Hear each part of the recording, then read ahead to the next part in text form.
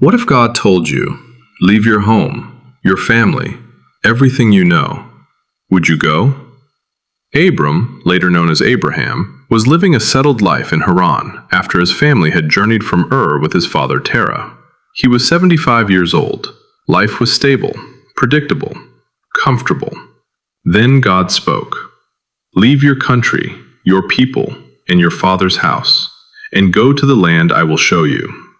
No map, no details, just a command and a promise. I will make you into a great nation. I will bless you, and through you all the families of the earth will be blessed. There was only one problem. Abram had no child, and his wife Sarah was barren. Still, Abram didn't argue. He didn't delay. He obeyed. He took Sarah, his nephew Lot, and everything they owned, and stepped into the unknown, toward Canaan. When he arrived, God appeared again and said, "To your offspring I will give this land." So Abram built an altar and worshipped. Wherever he went, he built altars. Wherever he walked, he called on God. But then came the first test. A famine struck the land, and Abram went down to Egypt to survive. And suddenly, fear took over. He looked at Sarah and thought, "They will kill me because of her." So he said, "She is my sister." It was half true, but it was still a lie. Sarah was taken into Pharaoh's house. For a moment, it looked like everything was falling apart, but God intervened. Pharaoh's household was struck with plagues, and the truth was exposed. Abram was rebuked and sent away, but God still preserved him. Even in failure, God was faithful. Abram returned to where it all began, to Bethel, back to the altar, back to God. But now, he and Lot had become so wealthy that the land could no longer support them together. Their herdsmen began to fight, and Abram, instead of demanding his right, said, "Let's not quarrel. Choose any land you want, and I'll take the other." Lot looked toward the fertile plains near Sodom. It was green, well-watered, perfect, so he chose it. But what he didn't consider was that the people of Sodom were wicked. Abram stayed in the land God had given him, and after Lot left, God spoke again. "Look in every direction. All the land you see, I give to you. Your descendants will be like the dust of the earth."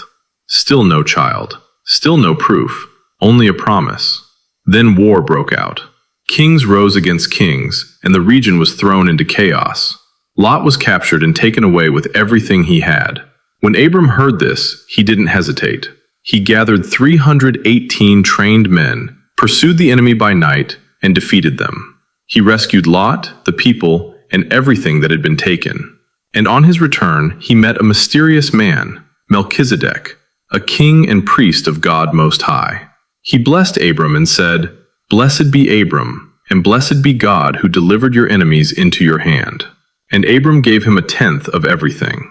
Then the king of Sodom offered Abram riches, but Abram refused. "I will not take anything, so no one can say they made me rich." He chose to trust God alone.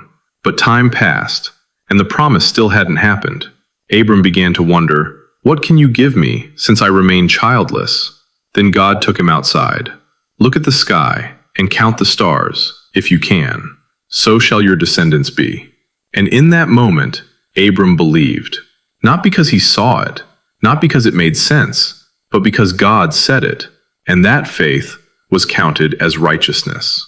Then God made a covenant with him. In the darkness, a smoking firepot and a blazing torch passed between divided pieces of sacrifice, an ancient sign that meant God himself would guarantee the promise. Not Abram, God. And then God revealed something deeper, that the promise would take time, that there would be waiting, even suffering, before fulfillment. But it would happen, because when God speaks, he doesn't fail. So Abram walked forward, not with answers, but with faith. God gave him a promise, but between the promise and fulfillment, there was fear, failure, waiting, and faith. The question is, will you still trust God when you don't see the outcome yet?